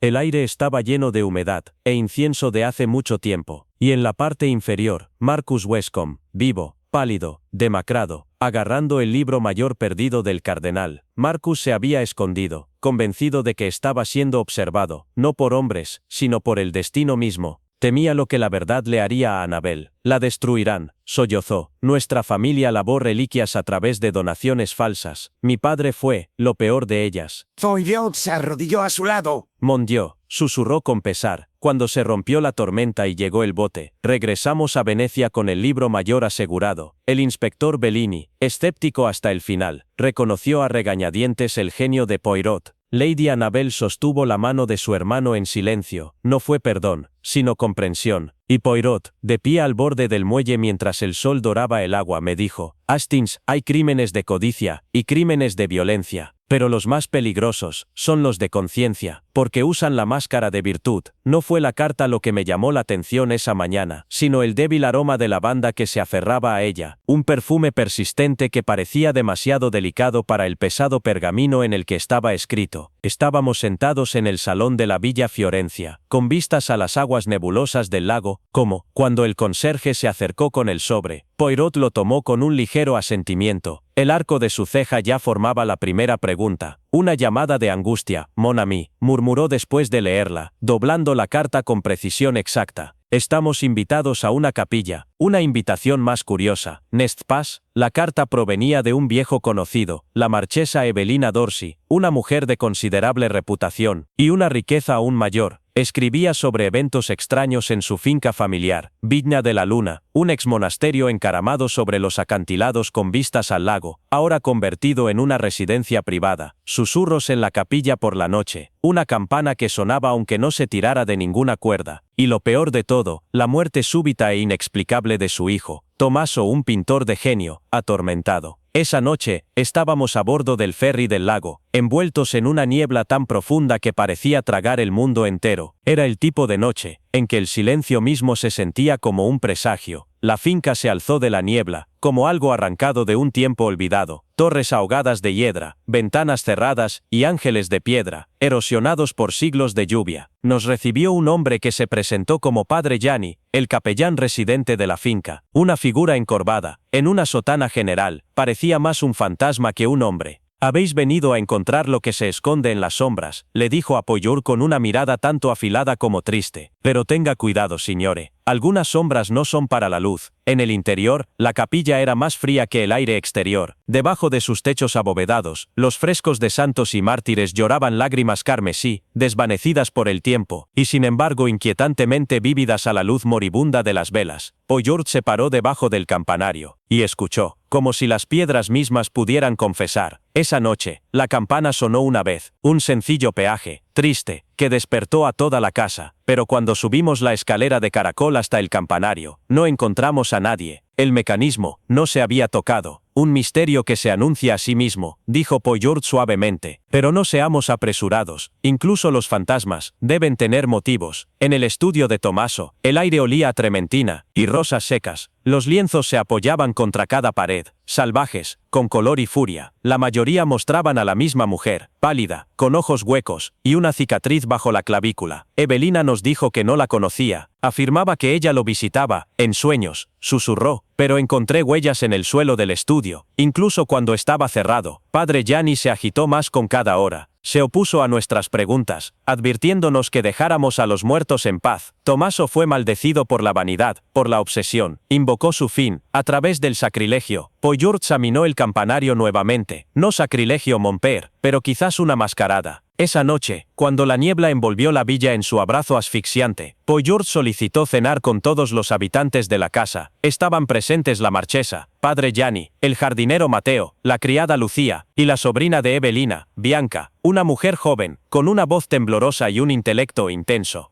«Falta algo», murmuró Poirot mientras agitaba su sopa. «No es algo visible, sino alguien que debería estar». Al amanecer, Mateo descubrió marcas de garras en la puerta de la cripta, detrás de la capilla, frescas, como si alguien hubiera estado tratando de entrar o de salir. Poirot insistió en que entráramos, a pesar de las protestas del padre. La cripta estaba seca, su aire rancio con incienso y descomposición, pero no estaba vacía. Cerca del altar, yacía una bufanda desgarrada. A su lado, un candelabro volcado, y rastros de sangre. «¿Quién tiene acceso a este lugar?», preguntó Poirot. «Solo yo mismo», respondió Padre Gianni. «Y Tommaso, cuando estaba vivo». «Entonces debemos considerar», dijo Poirot con voz baja, «que la muerte puede no haber terminado sus movimientos». La estatua de la Madonna en el patio había sido desfigurada. Su rostro,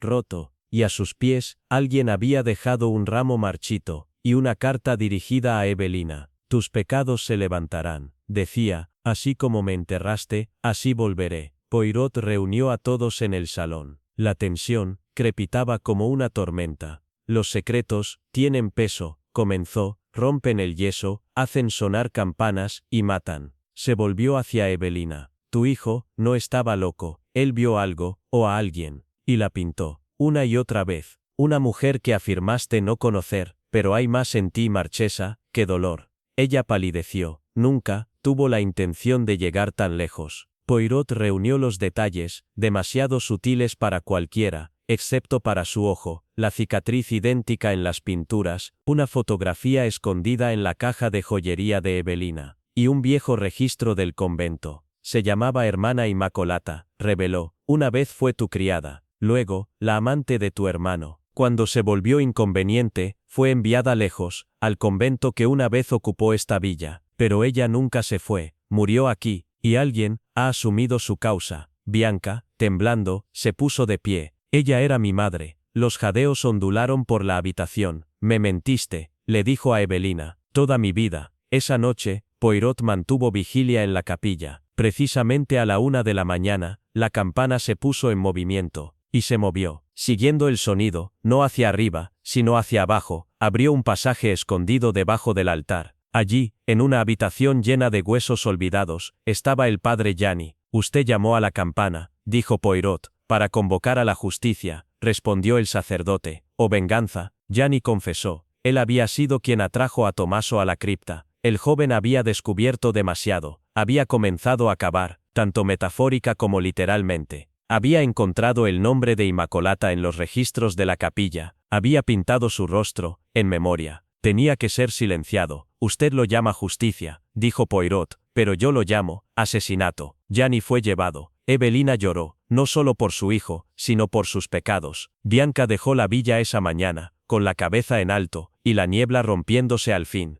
Poirot y yo caminamos a lo largo del borde del acantilado, donde la campana de la capilla ya no sonaba. Los pájaros rodeaban el lago, y la luz del sol se rompía sobre el agua. Ya ves, Hastings, dijo Poirot, la verdad, como una campana, no puede permanecer en silencio para siempre. Espera, a veces siglos, pero eventualmente suena. Fue en las primeras semanas de otoño, cuando los viñedos de Umbría brillaban con el último fuego dorado de la cosecha, que Hércules Poirot recibió una invitación, más inesperada. La tarjeta, gruesa y de color crema, llevaba un sello de cera carmesí, y una sola línea en caligrafía italiana, fluida. Su presencia se solicita humildemente en Vigna de la Luna. No había firma, sin explicación, pero fue el nombre, lo que golpeó una cuerda profunda. Vigna de la Luna era una villa aislada cerca de la ciudad montañosa de Montefalco, conocida más por historiadores y criptógrafos del arte que por turistas. Se decía que estaba construida sobre las ruinas de un monasterio medieval, cuya capilla subterránea había sido sellada durante siglos. Se rumoreaba que sus frescos contenían una herejía olvidada, un código blasfemo.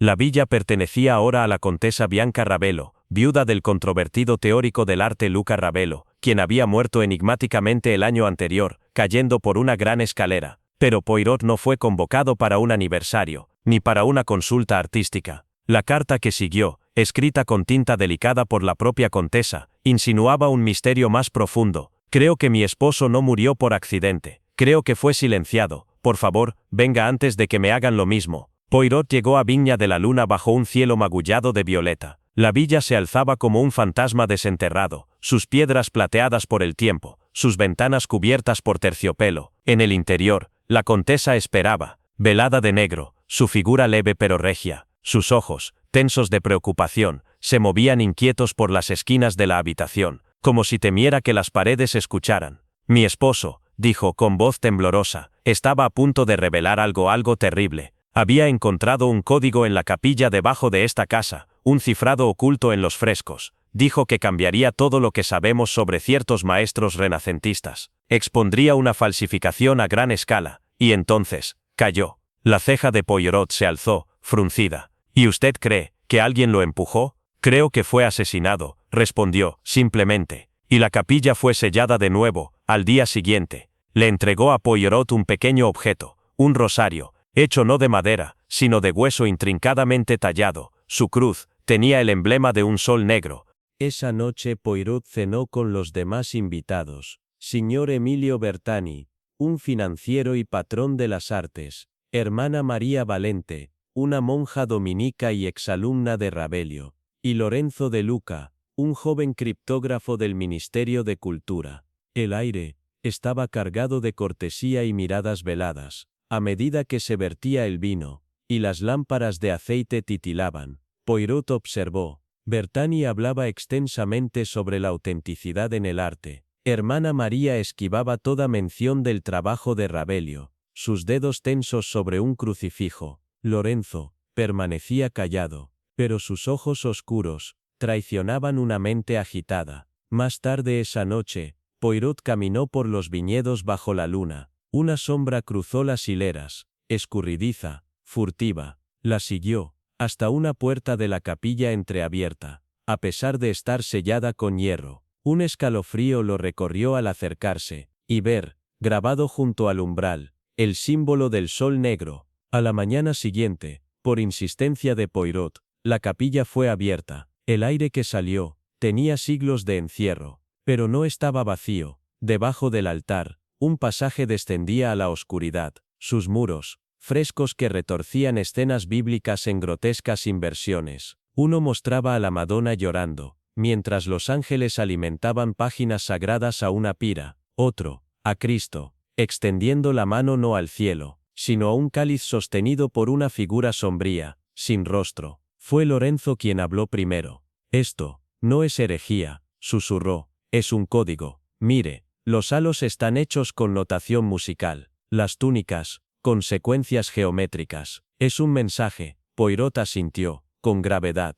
Un código, o una confesión. Esa noche la hermana María fue hallada colapsada en la biblioteca, con una botella vacía de sedante, y una nota apretada en la mano. Sobrevivió, apenas, y al despertar, confesó a Poirot. Luca, me dijo lo que encontró. Le supliqué que se detuviera. Él creía que la Iglesia había falsificado manuscritos durante el Concilio de Trento, que reemplazaron antiguos evangelios, con versiones censuradas. Decía que grandes familias eran cómplices, banqueros, cardenales, incluso artistas renacentistas. Iba a dar nombres. Poirot la miró con firmeza y suavidad. Y usted, temía por él, por todos nosotros. Voz contenida, temblorosa. Le conté demasiado a alguien en quien pensé que podía confiar. Al día siguiente, estaba muerto. Se produjo un avance cuando Poirot examinó el cuaderno personal de Rabelio. Oculto entre dos páginas pegadas, había una carta dirigida a la Contesa. No contenía acusaciones, sino disculpas. Hacía referencia al cifrado benedictino, y a la crucifixión ilegítima, una pintura de Rabelio que se creía falsificada y colgaba en los Uffizi, atribuida falsamente a un discípulo de Caravaggio. Rabelio afirmaba que esa pintura era la clave. El cifrado de la capilla coincidía con los símbolos ocultos en su fondo. Juntos revelaban un patrón de procedencia falsificada que se extendía a lo largo de 3 siglos. Entonces, Lorenzo desapareció. Encontraron su cuerpo en el pozo, detrás del viñedo, con las manos atadas y los labios azulados por la cicuta. La única pista, una página desgarrada del cuaderno de Rabelio, escondida en su camisa, decía simplemente, todavía miran, todavía matan. Poirot reunió a los invitados en el salón esa misma noche. El aire estaba cargado de temor. Creo, dijo con solemnidad, que el asesinato de Luca Rabelio y ahora el pobre Lorenzo, es el resultado de una conspiración, no solo para proteger un secreto, sino para beneficiarse de él, un secreto tan peligroso, tan desestabilizador, que incluso siglos después, su sombra persiste. Bertani se puso de pie, lívido. ¿Me estás acusando? Los ojos de Poirot se entrecerraron. Estoy afirmando que Rabelio rastreó sus hallazgos hasta ciertas familias, y la suya, señor Bertani, se benefició generosamente de obras de arte, cuyo origen fue falsificado. Su fortuna fue construida sobre una mentira. Bertani fue arrestado esa misma noche. Su culpabilidad quedó confirmada cuando las autoridades descubrieron una colección de libros de contabilidad falsificados, escondidos en su casa romana. Trazaban décadas de contrabando y falsificación artística, con la complicidad de funcionarios corruptos y de historiadores comprados, pero fue la Contesa quien dio el golpe más inquietante. Eligió donar toda la finca de Viña de la Luna al Estado, con una sola condición, que la capilla permaneciera sellada. Es un lugar de verdad,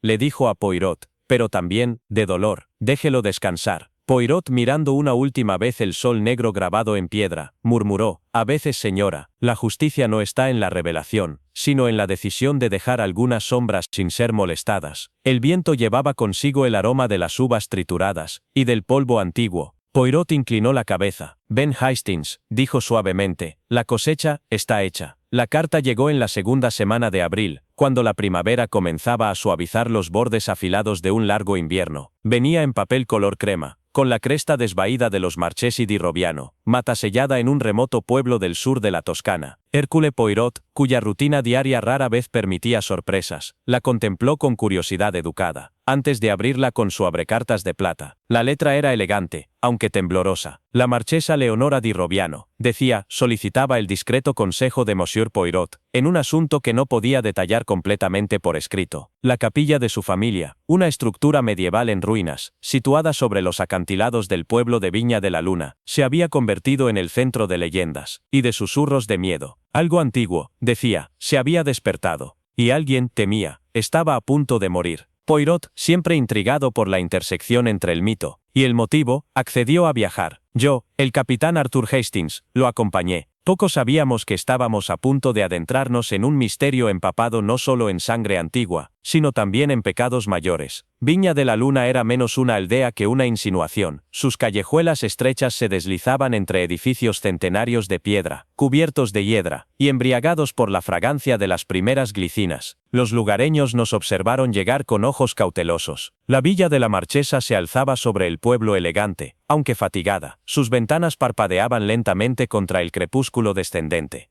Nos recibió Pietro, el mayordomo de la Marchesa, quien nos condujo por corredores gastados, de frescos desvanecidos, hasta un salón envejecido por los años. Allí sentada, nos esperaba la propia Marchesa, una reliquia exquisita de nobleza y resolución. Hablaba de la capilla en voz baja, como si temiera que al nombrarla en voz alta, algo despertaría. Había estado cerrada durante décadas, pero semanas atrás, se encontró a un cuidador en su interior, muerto, aparentemente, de miedo. La puerta estaba cerrada desde dentro, sin señales de lucha. El sacerdote del pueblo, el padre Benedetto, se había negado rotundamente a volver a poner un pie allí. La marchesa temía que el pasado regresara, y esta vez, no permanecería enterrado. Visitamos la capilla a la mañana siguiente. Se aferraba al borde del acantilado como un suspiro de piedra. Su fachada,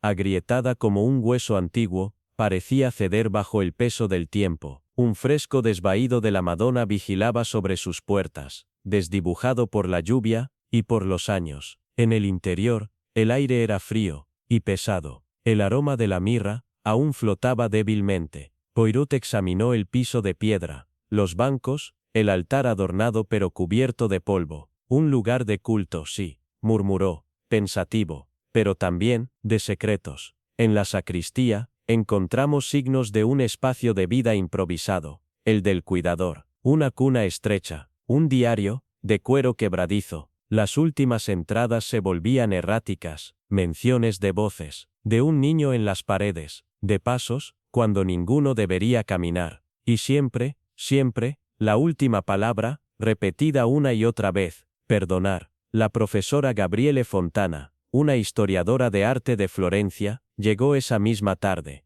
La marchesa la había convocado para evaluar los frescos de la capilla, particularmente uno recientemente descubierto detrás de un panel podrido. La figura representada no era santa, un niño esquelético, con ojos dorados, y un corazón sangrante, extendiéndose hacia una monja llorosa. Esto no es iconografía cristiana, dijo Fontana, preocupada. Esto es memoria popular, algo mucho más antiguo. Esa noche, la campana de la capilla sonó a lo largo del valle. Sin embargo, nadie había tocado su cuerda en décadas. Descendimos a la cripta. La antorcha de Poirot barrió sobre piedra húmeda, tumbas olvidadas y puertas de hierro oxidadas por la edad. Detrás de una de ellas, los huesos de un niño, vestido con un hábito blanco, ya desintegrado, sus manos apretadas en oración. Poirot se arrodilló, en silencio. Esto no fue un entierro, dijo finalmente. Esto fue contención. Un relicario yacía debajo de las costillas del niño. En su interior, una pintura, la marchesa, joven, radiante, y un niño, con ojos dorados. El padre Benedetto nos había estado evitando, pero la persistencia de Poirot dio fruto. El sacerdote nos recibió en su estudio, sus manos temblaban. Ella era mi hermana, susurró, la gemela de Leonora. La llamaban maldita. veía cosas, hablaba de pecados, que ningún niño debía conocer. Una noche, prendió fuego a la sacristía, los ancianos entraron en pánico. El obispo dio permiso, un exorcismo, dijeron, no sobrevivió, y el cuerpo, la sellaron debajo. Dijeron a los aldeanos que había muerto de enfermedad, pero la culpa persiste, al igual que las mentiras. Esa noche, durante una cena formal para honrar la restauración dirigida por Fontana, un grito desgarró el patio. La profesora fue encontrada colapsada frente a la puerta de la capilla, sangre brotando de una herida en el pecho. Vivió, pero apenas. En su delirio, habló de una figura vestida de blanco, ojos brillantes, susurrando su nombre. Poirot nos reunió en el salón. La marchesa, Pietro, el padre Benedetto, incluso el escéptico alcalde ruso, el fantasma, dijo con calma, está muy vivo, y entonces reveló la clave. La pintura en el relicario era una falsificación. El fresco, una adición moderna, deliberada. Los susurros, amplificados a través de tubos ocultos conectados a la cripta. Alguien estaba organizando el terror. ¿Pero por qué? Para expulsar a la marchesa, para reclamar la tierra, y las obras de arte ocultas bajo la capilla. Poirot se volvió hacia Pietro, el mayordomo que sabía demasiado, quien envenenó a la profesora antes de que pudiera revelar la verdad, y también, quien intentó silenciar al pasado con miedo. Pietro confesó, entre lágrimas, su familia había servido por generaciones a los Marchesi, pero la codicia y el resentimiento se arraigaron. Descubrió el fragmento del fresco, se enteró de las antiguas reliquias etruscas enterradas bajo la capilla, y planeó venderlas a través de canales ilícitos. Poirot aseguró su arresto. Los artefactos fueron salvaguardados por las autoridades locales. El padre Benedetto anunció su renuncia, regresaría a un monasterio para buscar expiación. Antes de dejar Viña de la Luna, Poirot regresó una vez más a la capilla, se detuvo frente a la cripta, fue silenciada porque vio la verdad, dijo con suavidad, pero al final, ella se convirtió en la verdad, y la mentira se derrumbó ante ella. Cuando nos fuimos, el mar susurraba muy por debajo, y el sol coronaba la capilla con un halo dorado. En el tren hacia Florencia, Poirot reflexionó, con la mirada perdida. El pasado, mon ami, no descansa. Lo enterramos, lo pintamos encima, le cambiamos el nombre. Pero aún así, espera, hasta que alguien a menudo, el inocente, paga su precio. Y en la capilla de Viña de la Luna, la justicia finalmente se había liberado, como una campana, en la noche.